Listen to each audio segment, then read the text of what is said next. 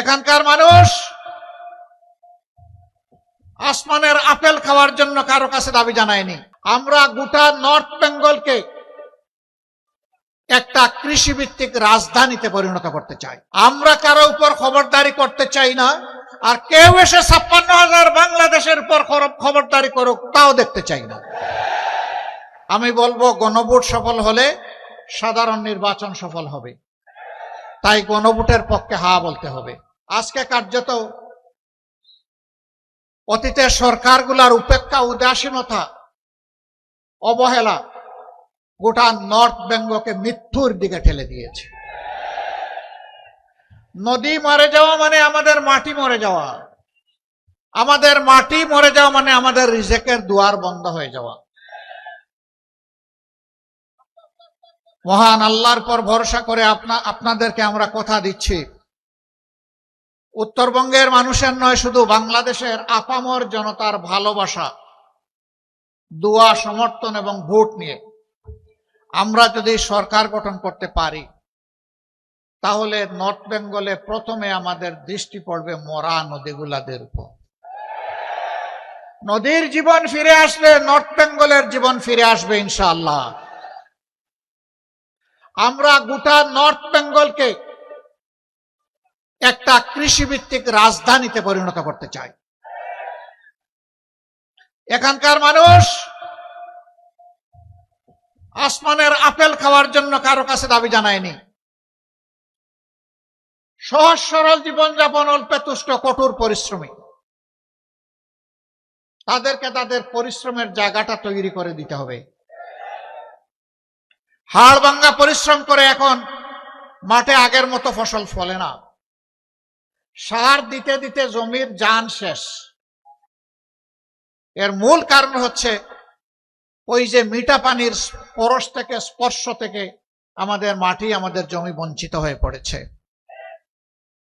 তিস্তা মহাপরিকল্পনার পাশাপাশি নদীগুলাকে জীবন দেওয়ার মহাপরিকল্পনা নেওয়া হবে ইনশাআল্লাহ।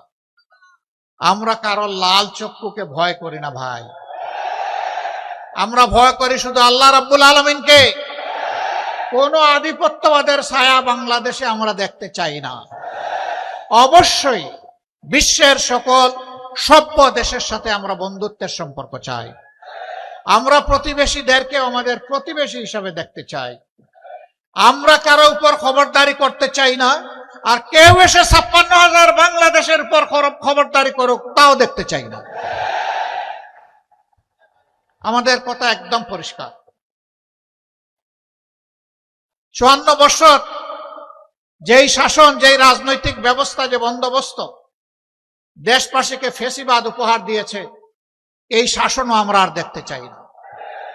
আমরা চাই তার আমূল পরিবর্তন। সেই আমূল পরিবর্তনের সময়টা আপনাদেরকে, দেশবাসীকে হাতছানি দিয়ে ডাকছে আগামী 12 তারিখ।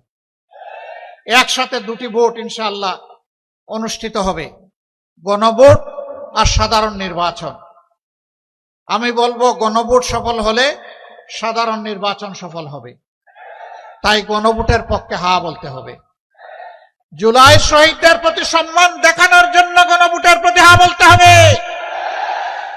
আপনাদের বুকের সন্তান আবু সাইদ বাংলাদেশকে পরিবর্তন করে দিয়ে গেছে, গোটা বাংলাদেশকে উদ্দীপ্ত করে তার জীবন উপহার দিয়ে এ দুনিয়া থেকে সে চলে গেছে। সে আওয়াজ দিয়ে গেছে, হে বাংলাদেশ, তোমাদের হাতের তালুতে আর তোমাদের ঘাড়ের উপর, হাতের তালুতে আমার রক্ত, ঘাড়ের উপর আমার লাশ আমি উপহার দিয়ে গেলাম। আমাদের স্বপ্ন বাস্তবায়নে তোমরা শহীদদেরকে ভুলে যেও না। আমরা কথা দিচ্ছি, আমরা ভুলে যাব না ইনশাআল্লাহ। ওরা কি চেয়েছিল? ওরা চেয়েছিল একটা দুর্নীতিমুক্ত বাংলাদেশ, একটা বৈষম্য মুক্ত বাংলাদেশ, একটা ন্যায় বিচারের বাংলাদেশ, একটা আধিপত্যবাদ মুক্ত বাংলাদেশ, একটা উন্নয়নের বাংলাদেশ, একটা যুবকদের আকাঙ্ক্ষার বাংলাদেশ। রাস্তায় নেমে স্লোগান দিয়েছিল, উই ওয়ান্ট জাস্টিস। বুক পেতে দিয়ে বলেছিল, আমার অধিকার আমাকে দাও, নইলে আমাকে গুলি দাও। ডানা মেলে বলেছিল, বুকের ভিতরে তুমুল ঝড়, বুক পেতেছে গুলিকে পরোয়া করে নাই। হে দেশবাসী, আমরা কি আবু সাঈদ সহ তার সঙ্গী শহীদদের কাছে ঋণী নই? এই ঋণ পরিশোধে আপনারা প্রস্তুত আছেন? সদা জাগ্রত পাহারাদার হিসাবে সবাইকে প্রস্তুত থাকতে হবে।